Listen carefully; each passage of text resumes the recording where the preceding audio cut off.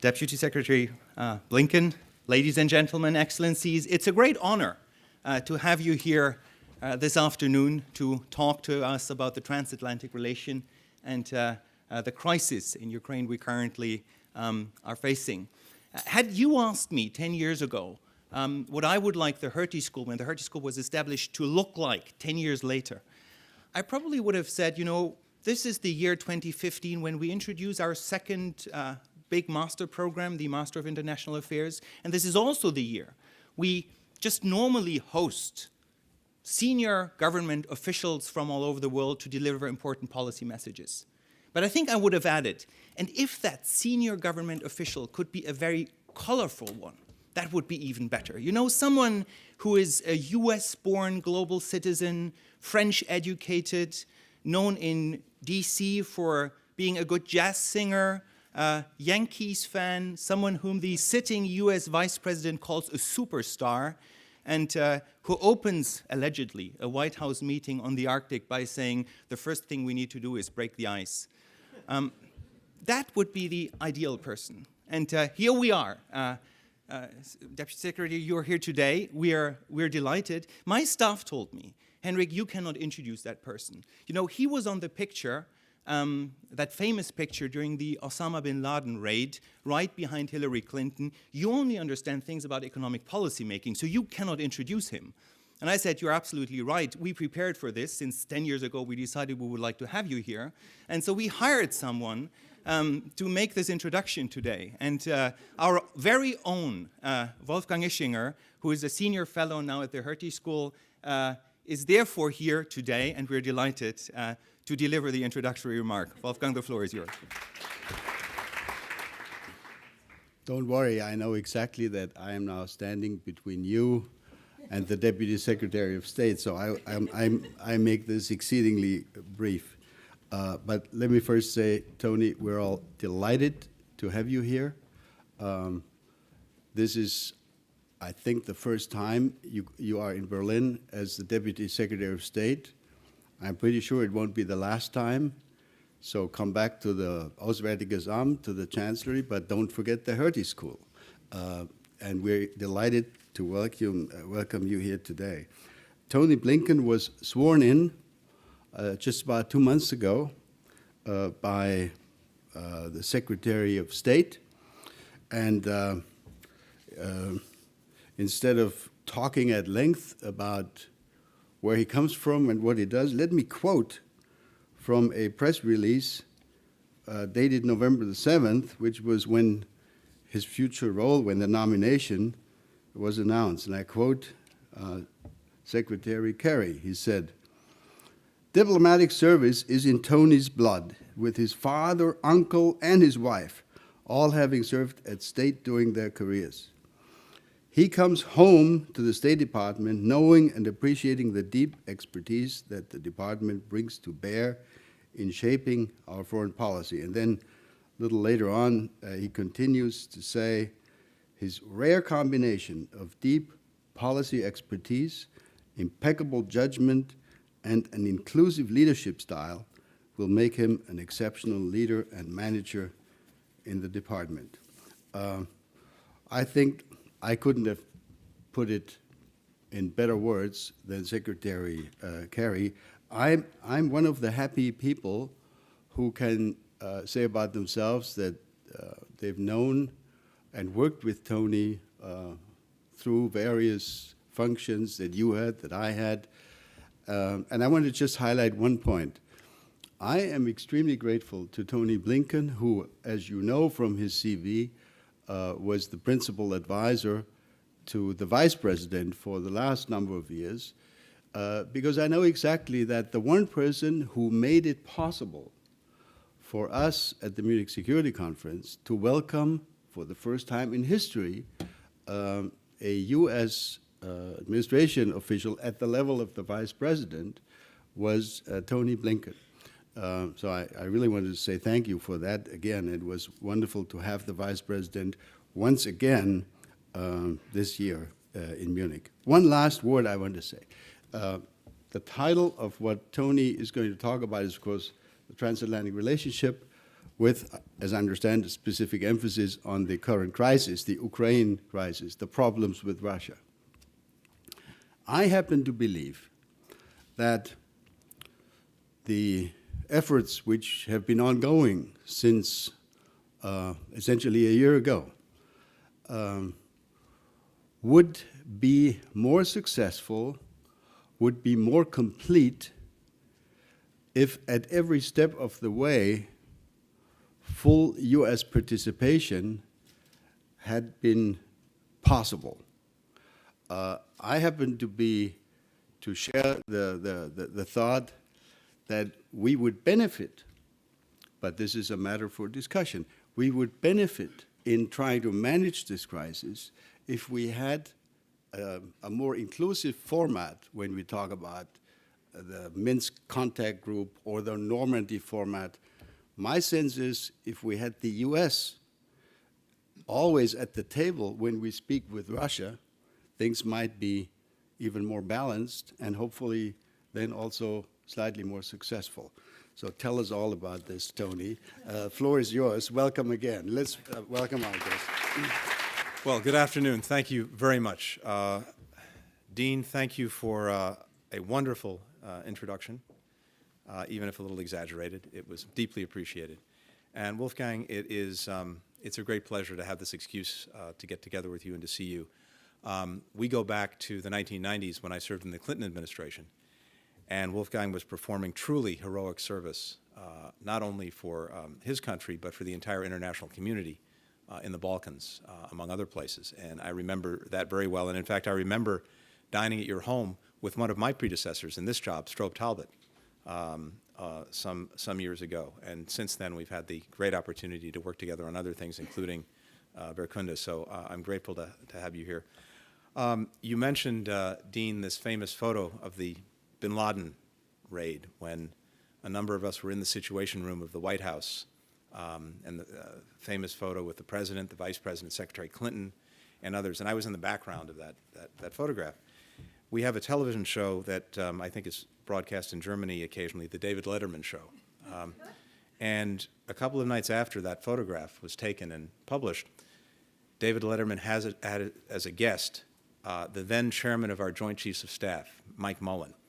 And he pulled up the photograph, and he pointed at me in the background, and he said to Mullen, "Who is that guy? He obviously doesn't belong in the photograph. Did he just come in off the tour of the White House into the room?" And Admiral Mullen, my great friend, just laughed and didn't say anything. So I have fond memories of that putting me in my place.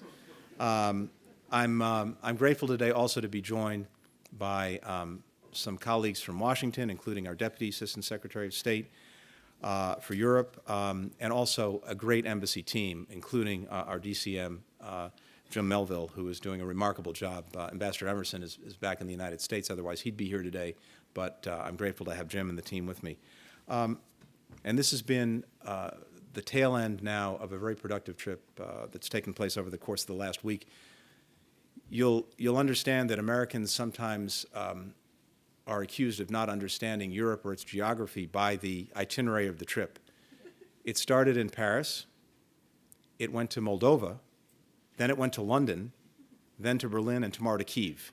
So that doesn't make a lot of sense, but somehow we pulled it together, and it's been a very interesting trip. A lot of focus on Ukraine, which is what I want to talk about today, but every other issue under the sun, and here in Germany in particular. What's striking to me, especially thinking back even to the very productive work we did in the 1990s, is that at no time, in my experience, has the relationship with Germany and the United States covered more issues around the world, covered them in a deeper fashion, and covered them in a more collaborative fashion than we're doing today. It is truly extraordinary, and I have to tell you the United States is grateful for this partnership. President Obama is particularly grateful for his partnership with Chancellor Merkel. I know the Secretary of State feels the same way about his partnership with the foreign minister. I'm very honored to be here at the Hertie School, and it has literally become a mainstay of European policy analysis in a very short period of time, and Dean and I were talking about this. This is becoming, in our parlance, the Kennedy School of Germany, and that's extraordinary. In many ways, I think what we're seeing here is, in your great diversity, in your engagement, almost a practical symbol of the thriving transatlantic community. It's a community whose essential character is defined not by a single language or culture or religion or ethnicity, but by our common embrace of basic values: democracy, the rule of law, the dignity of every human being. These are values that we strive to live up to. We don't always succeed, but we're constantly trying. And these are values that are being tested right now as Russian aggression engulfs eastern Ukraine and imperils the hope of a Europe whole, free, and at peace. This crisis that we face in Ukraine today not only challenges this great European construction project, in my judgment, and this is why we care so much about it, it also threatens the governing principles of the international order that we all have a stake in defending. If you go back 14 months, people took to the streets in Kyiv and in other parts of Ukraine to demand an end to corruption and to insist that their leaders make good on a promise they had just broken to give Ukraine a European future. That's what was happening on the Maidan. These were not anarchists. These were not fascists. These were regular citizens, students, business owners, veterans, grandmothers. The government responded with violence, with beatings, with snipers that killed more than 100 people. Working with Germany, working with France, working with the United Kingdom, the United States helped to broker talks between President Yanukovych and the opposition, and also with Russia. And they led to a deal that would have ended the violence, allowed Yanukovych to stay on for some period of time until elections could take place. But Yanukovych fled, having forfeited his legitimacy and indeed lost the support of his own party. Western-oriented reformers filled the void, pursuant to the Constitution and with the overwhelming support of Yanukovych's party, to try to make good on the promise of the Maidan. President Putin saw Ukraine slipping from Russian influence. He manufactured a reverse Maidan in Crimea and eastern Ukraine, inventing separatism. There was almost nothing spontaneous or indigenous about it. And so even as Ukraine began building a peaceful, democratic, independent nation on 93% of its territory, Crimea and parts of eastern Ukraine suffered under a reign of aggression and violence. Today, Crimea remains under illegal occupation, and human rights abuses are the norm, not the exception, for many at-risk groups: Crimean Tatars, Ukrainians who won't give up their passports, lesbian and gay citizens, and others. And of course, in eastern Ukraine, it's true. Citizens there, before the crisis, wanted more direct control over their daily lives, and they wanted respect for Russian culture and Russian language. But think about it. Before the crisis, there was no violence in eastern Ukraine. The government was not abusing the fundamental rights of its citizens. Indeed, ethnic Russians in the Donbass enjoyed more rights and freedoms than most ethnic Russians in Russia. Moscow and self-appointed separatist leaders who were Russian nationals manufactured a crisis, broke the peace, and unleashed what fast became a reign of terror, seizing government buildings, cowing the local populace, shooting at the police who could not shoot back, downing MH17, a civilian airliner, holding sham elections, taking over the border between Russia and Ukraine, pouring thousands of Russian heavy weapons into Ukraine and troops, fueling the conflict, repeatedly violating ceasefires that were unilaterally declared by Ukraine and killing Ukrainian soldiers, obliterating the Donetsk airport, taking hundreds of hostages, including to this day Nadia Savchenko, a Ukrainian pilot kidnapped from Ukraine and who languishes in a Moscow jail on day 84 of a hunger strike.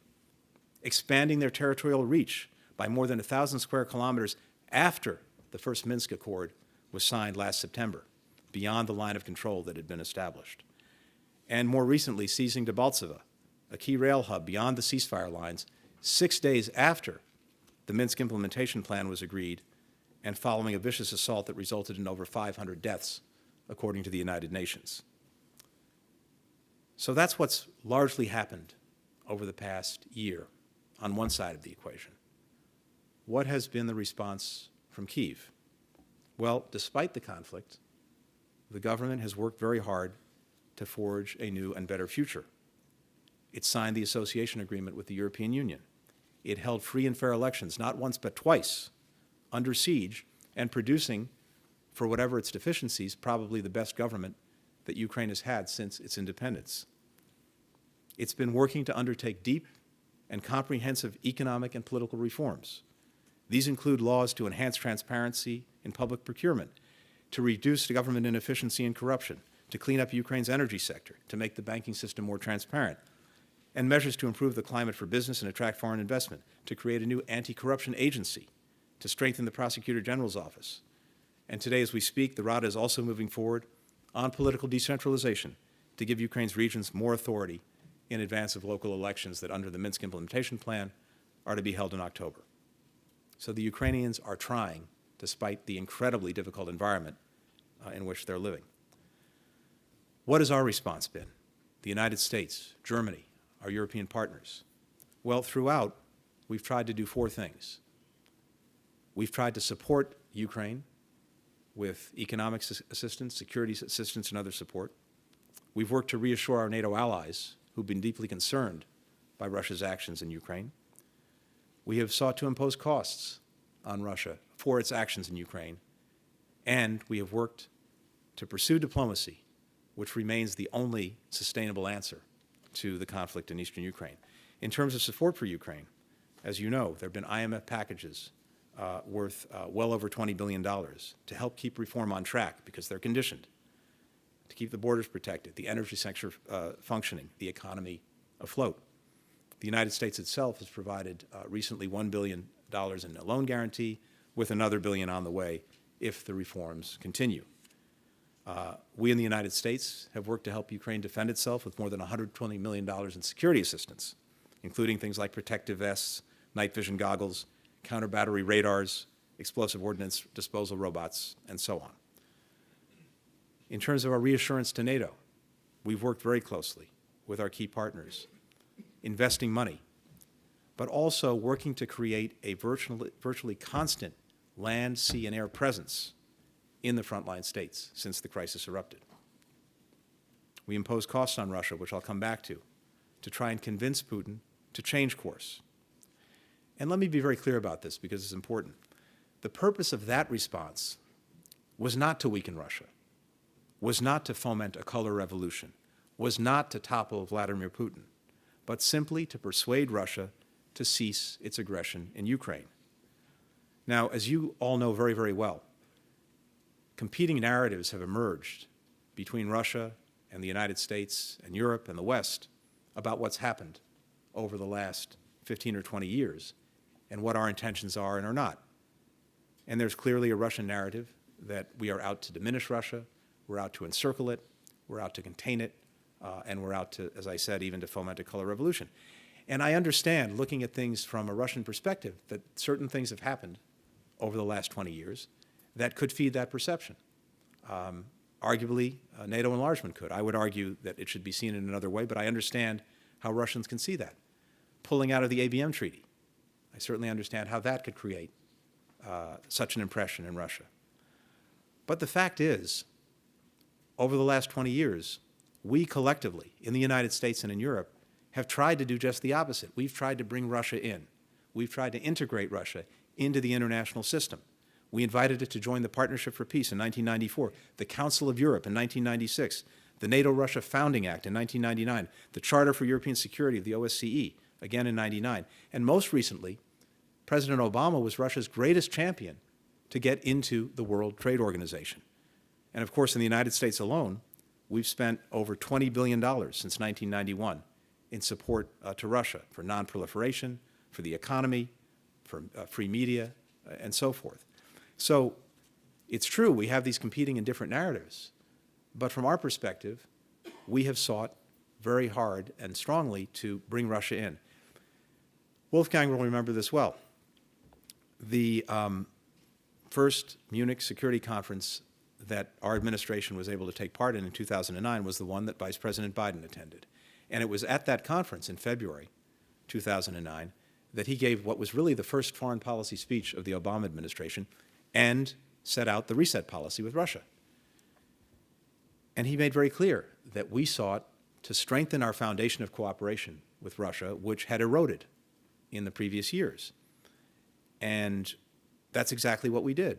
And there were some very concrete and important results, including the work that we did on the New START agreement, including work that we did together in Afghanistan, including something that lasts to this day, real cooperation in working to convince Iran to forswear nuclear weapons. And we were, I think, hopeful that we could move the relationship forward in a concrete way that advanced our interest and advanced Russia's interests and advanced Europe's interests. But it's interesting, what got the headlines from that speech was the reset. What some people missed in the speech was the Vice President saying very clearly, even as we pursue a reset with Russia, we have certain basic principles upon which we will not compromise. We do not accept the proposition that spheres of influence are a relevant way of doing business in the 21st century. And we stand strongly for the proposition that a democratic country has the right to choose its own future and to choose with whom it will associate. And we won't compromise on that. And it's interesting now, thinking about that in retrospect of everything that's happened, it turns out that that piece of the speech was as prescient and maybe even more prescient, unfortunately, than the reset piece. Finally, as I said, in terms of our approach to the problem, we have worked to sustain diplomacy because we do not believe there's a military solution to the conflict. We've repeatedly tried to give President Putin what we call an off-ramp. When you're driving down a highway and there are exits, we call them off-ramps. Unfortunately, each time we've worked to give him an off-ramp, he's pressed the accelerator and gone right past it. So where does that leave us today? I think the efforts that we've undertaken together have produced some success. They created time and space for the elections that I talked about to take place in an independent Ukraine, to allow Ukraine to sign the accession agreement with the European Union, which was one of the causes of the crisis in the first place. And in my judgment, at least, what's happened to date has been a profound strategic loss for Russia that will become more and more clear over time. Why do I say that? Well, first, Russia has, and Putin has, in effect, lost 93% of Ukraine. It is now more united and more Western-oriented than ever before. And the anger and indeed even hatred directed at Russia is something that will take, unfortunately, a long time to overcome. Russia's actions in Ukraine have re-energized NATO in a way we haven't seen in many years. They've also energized Europe's efforts to diversify its energy supply to end its dependence on Russia. And of course, maybe most significantly, the Russian economy is in a free fall because of the sanctions, because of oil prices declining dramatically, and because of mismanagement of the economy that was taking place well before the crisis. A record $151 billion in capital has fled the country over the last year. Foreign direct investment has basically dried up. The ruble is at an all-time low, despite Russia spending $100 billion in reserves trying to defend it. Russia's credit rating is at what we call junk status. The economy, which had been growing at a little over 2% before the crisis, is predicted to fall into recession this year.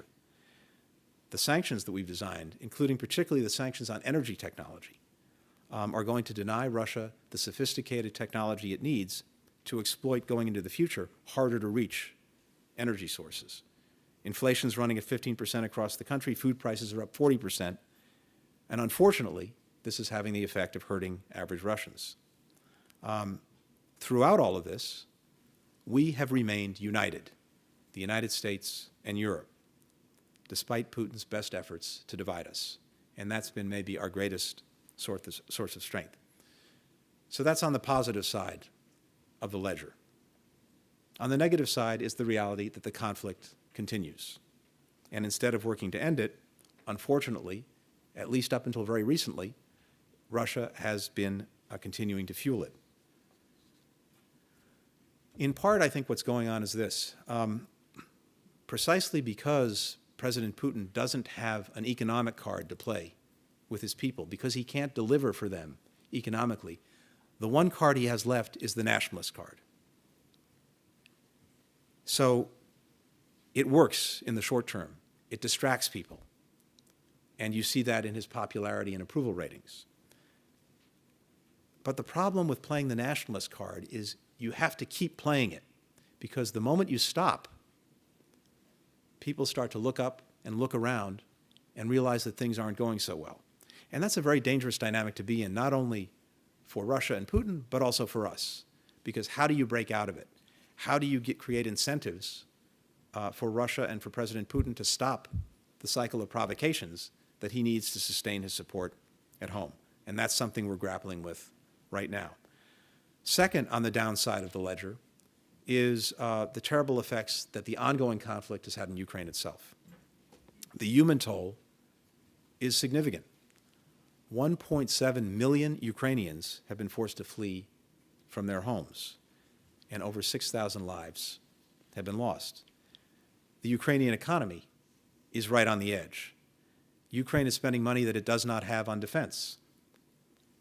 It's lost, for now, the Donbass as part of its economy, and that is, as you know, the manufacturing base and the export driving base of the economy. That's been taken out of the picture.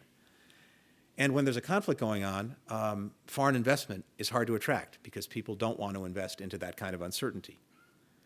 So we've been compelled to do everything we can in the United States and Germany, in Europe, the international financial institutions, to sustain Ukraine economically, and that's imposing a cost on us. So where do we go from here?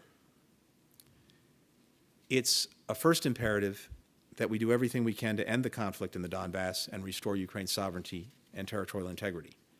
And that's why the efforts of Chancellor Merkel and President Hollande in Minsk on February 12th to try again to end the fighting in Ukraine's east are so important, and why we so strongly support them.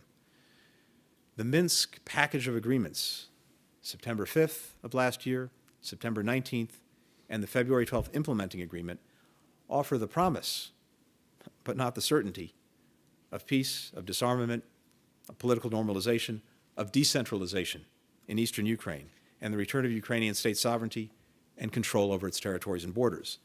This package, if it's implemented, represents a fair deal, brokered and agreed to by all sides. Russia agreed to it, Ukraine agreed to it, the separatists agreed to it. The international community stands behind it. It needs to be implemented. And the critical elements of that implementation include a complete ceasefire in all parts of eastern Ukraine. That has not yet happened. They include full and unfettered access over the whole conflict zone, including separatist-held territories, for the OSCE and the monitors that they employ. It has to include a full pullback of heavy weapons, Ukrainian, Russian, separatist, monitored and verified by the OSCE, the return of hostages, the removal from Ukraine of all foreign forces and weapons, and ultimately, and most critically, the restoration of Ukraine's international border. Because unless that happens, and until that happens, Russia will always have, and President Putin will always have, the possibility to turn up the dial anytime he wants, sending weapons in, sending men in, material in, and reigniting the conflict. So the critical piece, which is the last piece in the implementation plan, is getting the border back under control, giving Ukraine sovereignty over its border with Russia.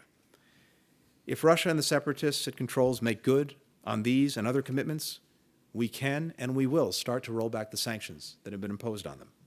On the other hand, if they don't, or if they take further aggressive action, we will increase those sanctions and that pressure. The choice is clear, and it's up to President Putin. Let me conclude with this. Why does any of this matter? Why does it matter to us? Why should it matter to you? Well, in the first instance, in the United States, our concern for Ukraine is about helping a European state meet its democratic aspirations and helping to forge a Europe that is more whole, free, and at peace. If Ukraine is not whole, if all of its people are not free, and if it's not at peace, then in a sense, Europe is not either. But even more than that, It is about defending the global rules-based system that we are working together to build. We all have a stake in upholding those rules. That borders and the territorial integrity of a democratic state cannot be changed by force. If that rule does not stand, countries around the world may presume that their interests too can be advanced at the barrel of a gun. Another principle and rule that's at stake, that it is the inherent right of citizens in a democracy to make their country's choices and to determine its future, not any outside force or country, not the United States, not Europe, not Russia. If not, if we don't stand up for that rule, large states will be given a free pass to bully their neighbors into submission. Another principle, linguistic nationalism, that whoever speaks Russian is Russian, should not be allowed to be resurrected. If not, it will be open season on aggression, on conflict, and on chaos. And finally, responsible countries must live up to their international commitments. And this is particularly and in a very interesting way resonant in the Ukraine crisis. As some of you will remember, and as Wolfgang and I know from our direct experience, when the Soviet Union dissolved, it left several successor states that inherited nuclear weapons: Kazakhstan, Belarus, and Ukraine. And we worked very closely together during that period of time to convince those successor states to give up the nuclear weapons they had inherited. And in the case of Ukraine, the Ukrainians said, we'll do it, but we want guarantees for our territorial integrity and our sovereignty. And 3 guarantors stood up and said, you've got them: the United Kingdom, the United States, and Russia. Now, Russia has in effect torn up that solemn commitment that it made. And at a time when we're trying to get the North Koreans to give up the nuclear weapons they have, and at this very moment, working to convince Iran to forswear nuclear weapons, what does that say to them? What would it say to countries around the world who we want not to have nuclear weapons or to give up the weapons they have, and who may understandably seek some basic assurances from us? What does it say to them when, in the case of Ukraine, those assurances were blatantly disregarded and trampled on by one of the assuring states, in this case, Russia? It sets a terrible precedent for everything that we're trying to achieve. So I think what's at stake here is, on the one hand, the European construction project and everything that's gone into that, but even more, rules that are central to an international system of peace, security, prosperity, and freedom. We have, I believe, a collective responsibility to uphold those rules, and that's what we're trying to do in the case of Ukraine. Just as this crisis reminds us why our transatlantic alliance is so important, I think it also reminds us of why it is strong. Throughout the decades, its resilience has been tested in war, it's been deepened in peace, and it's been energized by the ingenuity and the talent of new generations of Atlanticists, like I suspect many of the people in this room. So as you finish your studies and you think about what you want to do next, I only hope that you'll deepen your engagement in these issues and continue the work that many of us have started to build the foundation of peace, freedom, security, and prosperity that we hope, more than anything else, will be our common future. Thank you very much. Thank you.